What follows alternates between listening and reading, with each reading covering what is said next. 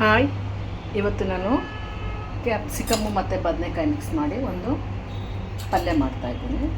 ಅದಕ್ಕೆ ನಾನು ಎಣ್ಣೆ ಹಾಕ್ಕೊಂಡು ಒಂದು ಸ್ವಲ್ಪ ಸಾಸಿವೆ ಜೀರಿಗೆ, ಒಂದು ಸ್ವಲ್ಪ ಹೆಸರುಬೇಳೆ ಹಾಕ್ಕೊಳ್ತಾ ಇದ್ದೀನಿ. ಹೆಸರುಬೇಳೆ ಹಾಕ್ಕೊಂಡು ನಂತರ ಒಂದು ಸ್ವಲ್ಪ ಕರಿಬೇವು, ಸ್ವಲ್ಪ ಹಸಿಮೆಣಸಿನಕಾಯಿ, ನಂತರ ಸ್ವಲ್ಪ ಈರುಳ್ಳಿ, ಆನಂತರ ಇದು ಕ್ಯಾಪ್ಸಿಕಮ್ ಹಾಕ್ಕೊಳ್ತಾರೆ.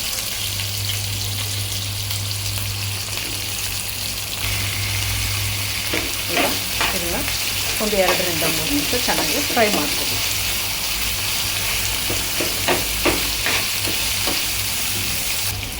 ಈಗ 2 ನಿಮಿಷ ಬೆಂದಿದೆ. ಈ ಹಂತದಲ್ಲಿ ನಾನು ಬದನೆಕಾಯಿ ಕಟ್ ಮಾಡಿರ್ತೀನಿ, ಉದ್ದುದ್ದಕ್ಕೆ ಕಟ್ ಮಾಡಿಟ್ಕೊಂಡಿದ್ದು ಬದನೆಕಾಯಿ ಹಾಕ್ಕೊಳ್ತೀವಿ.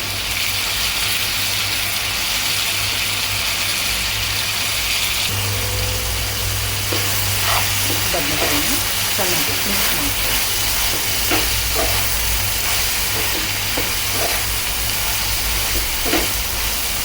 ಮಿಕ್ಸ್ ಮಾಡಿಕೊಂಡು ಒಂದು 2 ನಿಮಿಷ ಮುಚ್ಚಿಬಿಟ್ಟು ಬೇಯಿಸ್ತೀವಿ.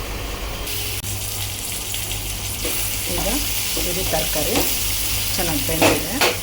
ಸೊ ಈ ಹಂತದಲ್ಲಿ ಒಂದು 1/4 ಟೀ ಸ್ಪೂನಷ್ಟು ಗರಂ ಮಸಾಲ ಹಾಕ್ಕೊಳ್ಬೇಕು. ನಂತರ ಸ್ವಲ್ಪ ಕೊತ್ತಂಬರಿ ಹಾಕ್ಕೊಳ್ಬೇಕು.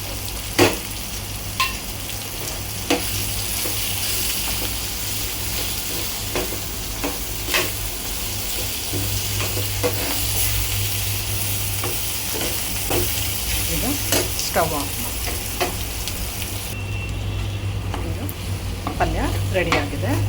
ಸ್ಟವನ್ನು ಆಫ್ ಮಾಡಿ. ಈಗ ರಾಗಿ ರೊಟ್ಟಿ ಮತ್ತು ಬದನೆಕಾಯಿ ಮಿಕ್ಸ್ ಕ್ಯಾಪ್ಸಿಕಮ್ ಪಲ್ಯ ರೆಡಿಯಾಗಿದೆ, ಮೊಳಕೆ ಕಾಳು ಮತ್ತು ಶೇಂಗಾ ಚಟ್ನಿಯೊಂದಿಗೆ. ಸೊ ನೀವು ಮನೇಲಿ ಒಮ್ಮೆ ಇದೇ ರೀತಿಯಾಗಿ ಕ್ಯಾಪ್ಸಿಕಮ್ ಮತ್ತು ಬದನೆಕಾಯಿ ಮಿಕ್ಸ್ ಮಾಡಿ ಗರಂ ಮಸಾಲ ಹಾಕ್ಬಿಟ್ಟು ಸಬ್ಜಿ ಮಾಡಿಬಿಟ್ಟು ಟೇಸ್ಟ್ ಮಾಡಿ ನೋಡಿ. ಲೈಕ್ ಮಾಡಿ, ಶೇರ್ ಮಾಡಿ. Bye bye. Thank you.